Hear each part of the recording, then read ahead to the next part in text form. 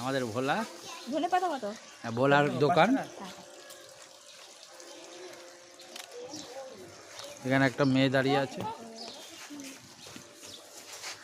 ঠান্ডা